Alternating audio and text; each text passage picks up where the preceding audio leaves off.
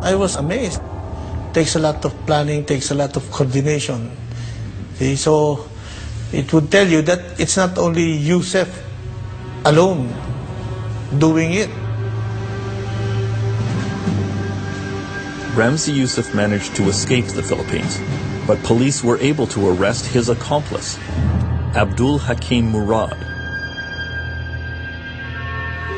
In an interrogation that went on for weeks, Murad revealed an even larger plot to attack U.S. landmarks with aircraft.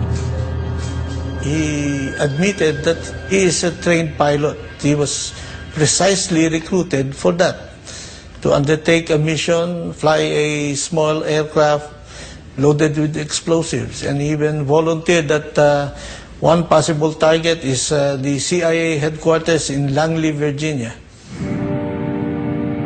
In 1995, Ramzi Yusuf's plot to attack U.S. landmarks with aircraft was taken seriously. The CIA issued a national intelligence estimate, which said several targets are especially at risk.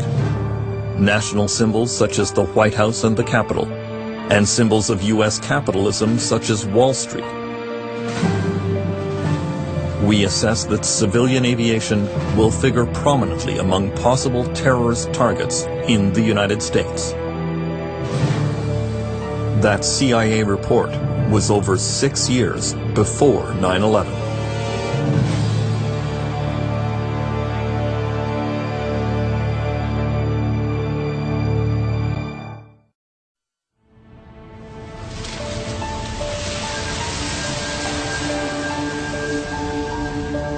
In January 1995, the investigation of the first World Trade Center attack made a major breakthrough.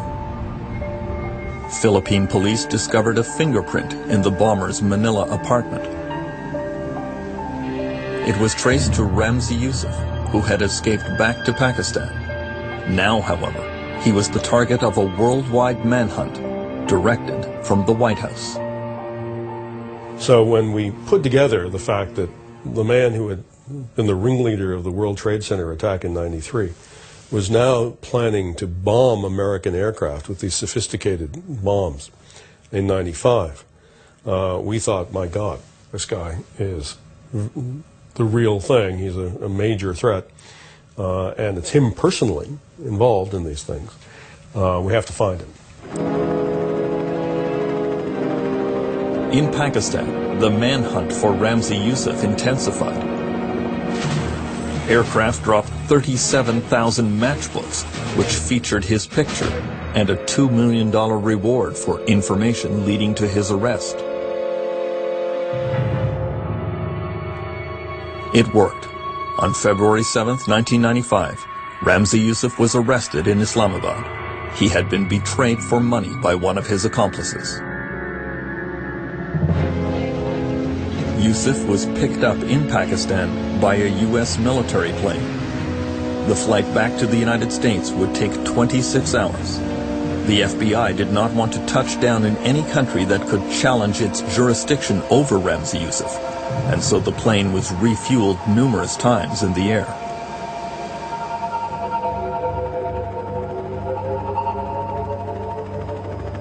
Once in New York, Yusuf was taken by helicopter into downtown Manhattan. He was in the custody of the lead FBI agent in the World Trade Center investigation, Bill Gavin. New York just looked beautiful that night. Crystal clear, crisp, lights twinkling, and of course we had him with the hood on. And as we come down the river, we took the hood off and got to about 34th Street, where the Empire State Building was out on one side. I said to him, look straight ahead, see that, Ramzi? The trade centers are still standing there, aren't they? In his little accent, he said, they wouldn't be if I had enough money and enough explosives. Right up to that moment, the bravado was incredible.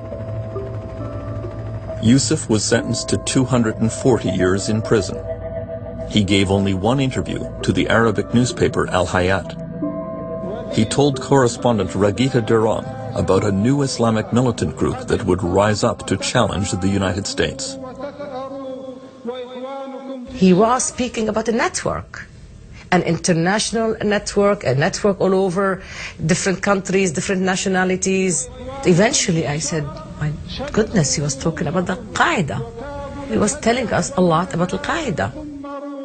Ramzi Youssef might have given some key clues about Al-Qaeda and its intentions, but few in the U.S. government were listening. Thomas Kane, the chair of the National Commission investigating 9/11, says that American authorities made a grave mistake by not pursuing Youssef's backers. They felt they had their man.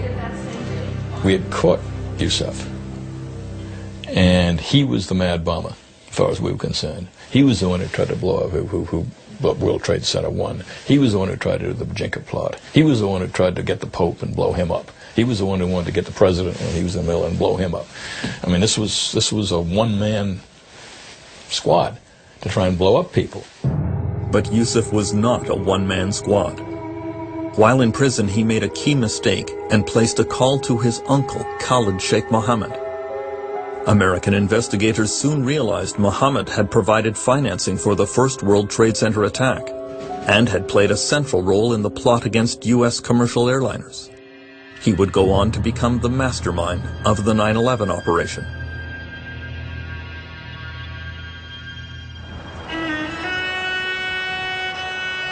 In 1995, Khalid Sheikh Mohammed had taken refuge in the Persian Gulf state of Qatar. Members of the royal family there were known supporters of Islamic militants. The U.S. government decided to try to kidnap Khalid Sheikh Mohammed and bring him back to face American justice. But Richard Clark says there was no great enthusiasm for the job. So we asked CIA if they could go into Qatar without the permission of the local authorities and secretly snatch this guy. Didn't seem like a big request. Well, it turned out it was. CIA, after a lot of analysis, came back and said, no, they couldn't do it. They didn't have the capability. It flabbergasted me. And we then turned to the military and said, well, can you go in and snatch him? And they came back with a plan that was akin to the invasion of the country. I mean, it wasn't a small 12-person unit jumping out of a couple of Chevy Suburbans. It was something that even the Qataris would have seen coming. So we were somewhat stuck. And we escalated this so that it was discussed at the cabinet level. The Clinton cabinet decided to appeal directly to the Emir of Qatar for assistance in the arrest and extradition of Khalid Sheikh Mohammed. Shortly after we had that contact, Khalid Sheikh Mohammed fled the country. So it does seem that someone in the Qatari government, even though we tried very hard to restrict the information to senior levels of the government, somebody tipped him off, and he got away. After his escape, the FBI issued a wanted poster for Khalid Sheikh Mohammed. He was indicted in the United States on charges related to the plot against U.S. aircraft, but American investigators lost his trail. He would come back to haunt them.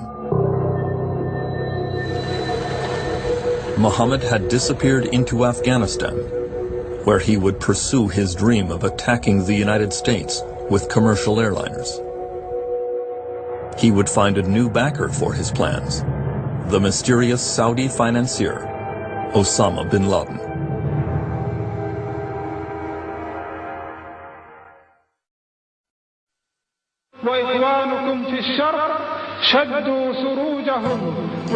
Osama bin Laden came to the attention of U.S. intelligence agencies during the investigation of the first World Trade Center bombing. His name appeared on a list of suspects who might have financed the operation.